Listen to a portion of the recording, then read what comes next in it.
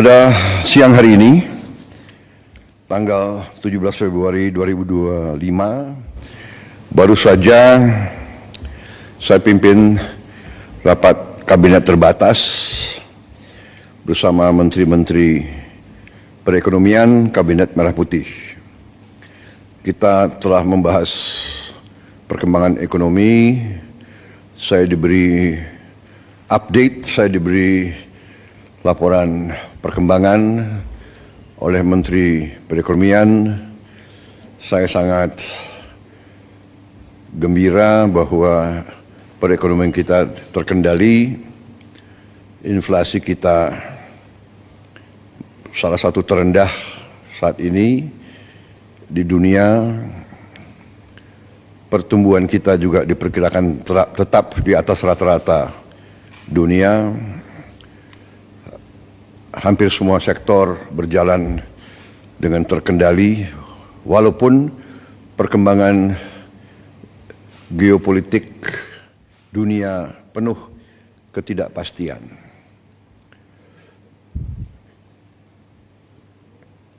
Namun, ketahanan ekonomi kita cukup tangguh. Masih banyak tantangan, masih banyak kesulitan, tapi kita mampu mengendalikan. Di bulan-bulan akan datang kita akan lihat semakin kuatnya perkembangan ekonomi kita. Terutama hari ini kita ambil keputusan tentang devisa hasil ekspor sumber daya alam kita. Pemanfaatan sumber daya alam Indonesia harus dioptimalkan untuk kemakmuran bangsa dan rakyat, baik melalui pembiayaan pembangunan, perputaran uang di dalam negeri, peningkatan cadangan devisa, stabilitas nilai tukar. Selama ini dana devisa hasil ekspor kita, terutama dari sumber daya alam, banyak disimpan di luar negeri, di bank-bank luar negeri. Dalam rangka memperkuat dan memperbesar dampak dari pengelolaan devisa hasil ekspor sumber daya alam, maka pemerintah menetapkan Peraturan Pemerintah Nomor 8 Tahun 2025,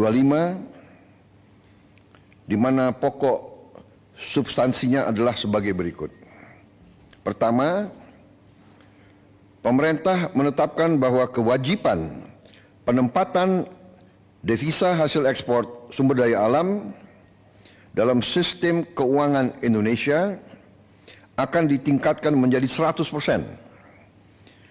dengan jangka waktu 12 bulan sejak penempatan dalam rekening khusus DHE SDA di dalam bank-bank nasional. Ketentuan ini berlaku untuk sektor pertambangan kecuali minyak dan gas bumi, perkebunan, kehutanan, dan perikanan. Untuk sektor minyak dan gas bumi dikecualikan dengan tetap mengacu pada ketentuan PP nomor 36 tahun 2023. Dengan langkah ini, di tahun 2025, devisa hasil ekspor kita diperkirakan bertambah sebanyak 80 miliar dolar Amerika. Karena ini akan berlaku mulai 1 Maret. Kalau lengkap 12 bulan, hasilnya diperkirakan akan lebih dari 100 miliar dolar. Selain itu, pemerintah juga memberi ruang bagi eksportir untuk tetap menjaga keberlangsungan usahanya dengan mengizinkan para eksportir tersebut menggunakan DHE SDA yang ditempatkan dalam rekening khusus untuk penggunaan sebagai berikut. 1. Penukaran ke rupiah di bank yang sama untuk menjalankan kegiatan operasional dan menjaga keberlangsungan usahanya. 2. Pembayaran dalam bentuk valuta asing atas kewajiban pajak, penerimaan negara bukan pajak dan kewajiban lainnya kepada pemerintah sesuai peraturan perundang-undangan.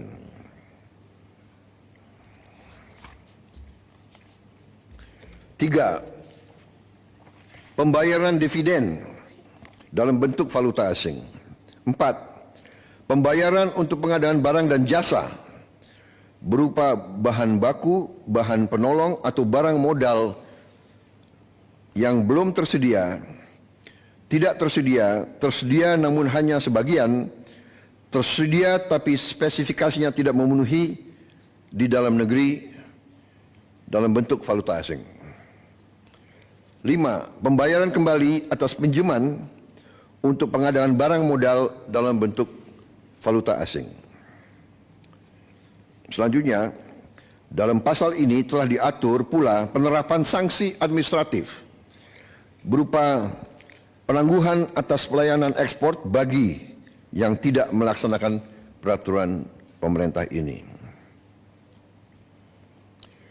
Selanjutnya, pengaturan kewajiban penempatan DHE/SDA terhadap komoditas sektor pertambangan minyak dan gas bumi tetap mengacu kepada PP nomor 36 tahun 2023. Ketentuan masa berlaku ditetapkan pada tanggal 1 Maret 2025. Dan selanjutnya, pemerintah akan terus menerapkan kebijakan-kebijakan strategis untuk mendorong pertumbuhan ekonomi kita. Saudara-saudara sekalian, dalam kuartal pertama tahun ini, kebijakan-kebijakan yang mendorong pertumbuhan ekonomi, pertama, hasil kebijakan kenaikan OMP 2024. 2. Optimalisasi penyaluran bansos di bulan Februari dan Maret 2025. 3. Pencairan THR bagi ASN dan pekerja swasta di bulan Maret 2025. 4. Stimulus pada bulan Ramadan, yaitu A. Diskon harga tiket pesawat, B. Diskon tarif tol, C. Program diskon belanja, D. Program pariwisata mudik lebaran, E. Stabilitas harga pangan. 5. Paket stimulus ekonomi. A. Diskon tarif listrik, B. PPN DTP pembelian properti dan otomotif, C. PPN BM DTP otomotif, elektronik vehicle dan hibrida, D. Subsidi pajak DTP motor listrik, E. PPH DTP sektor padat karya. 6. Optimalisasi program makan bergizi gratis. 7. Optimalisasi penyaluran KUR. 8. Panen padi terrealisasi secara optimal, di mana sudah ada laporan bahwa produksi beras kita meningkat secara signifikan. Saudara-saudara, juga kebijakan-kebijakan yang mendorong daya saing untuk transformasi ekonomi kita. Yang pertama tentunya program makan bergizi gratis yang diperkirakan akan meningkatkan pertumbuhan di seluruh daerah-daerah di negara kita, karena uang berputar di desa, di kecamatan, di kabupaten. 2. Program ketahanan pangan dan energi berjalan terus. 3. Optimalisasi pengelolaan BUMN kita melalui konsolidasi ke dalam suatu dana investasi nasional, ya, yang akan kita launching tanggal 24 Februari yang akan datang, yaitu Danantara. Ya. Danantara adalah konsolidasi semua kekuatan ekonomi kita yang ada di pengelolaan BUMN. Itu nanti akan dikelola dan kita beri nama Danantara, Daya Anagata Nusantara.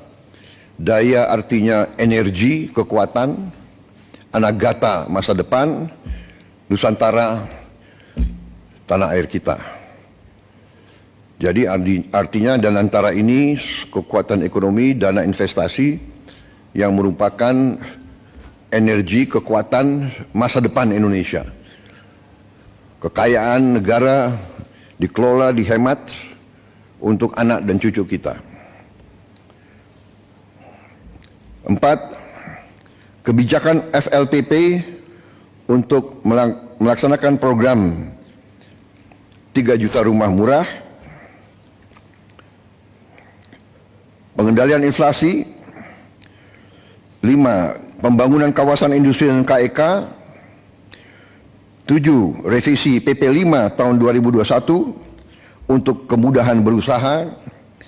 8. Keberlanjutan tax holiday dan tax allowance untuk menjaga iklim investasi. 9. Tadi yang sudah kita umumkan kebijakan tentang DHE SDA. 10. Kita akan bentuk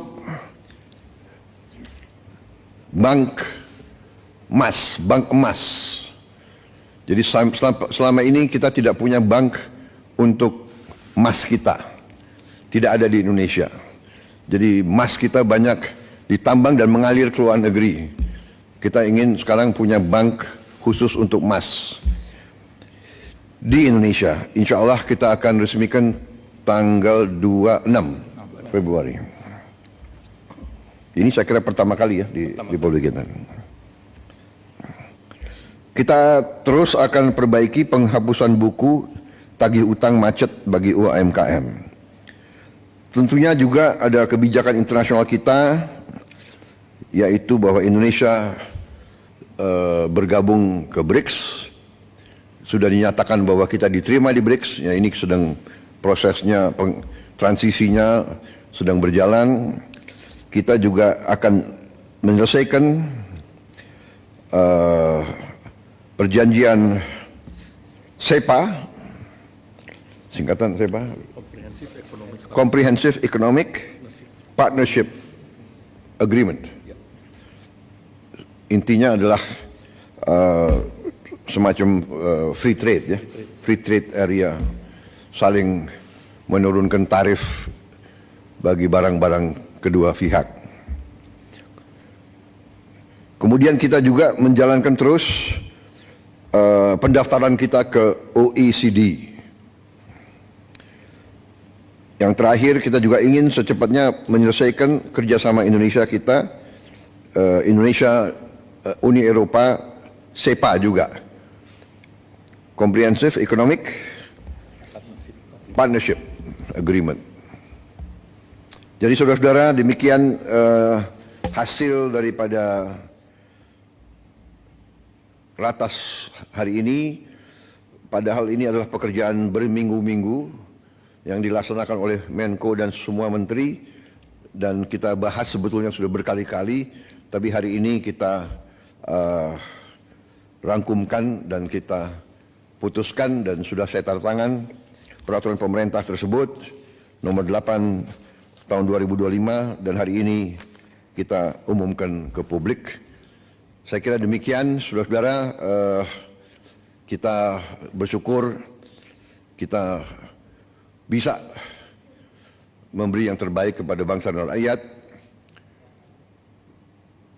Kesulitan pasti ada, hambatan pasti ada, tantangan pasti ada, tapi dengan kerjasama yang baik di antara semua pihak, dengan niat yang tulus, dengan orientasi kita hanya kepada kepentingan bangsa dan rakyat, dan berpegang teguh kepada Undang-Undang Dasar 1945, insya Allah kita akan mencapai keberhasilan. Kita akan menjadi semakin kuat di bulan-bulan dan tahun-tahun mendatang. Terima kasih. Wassalamualaikum warahmatullahi wabarakatuh.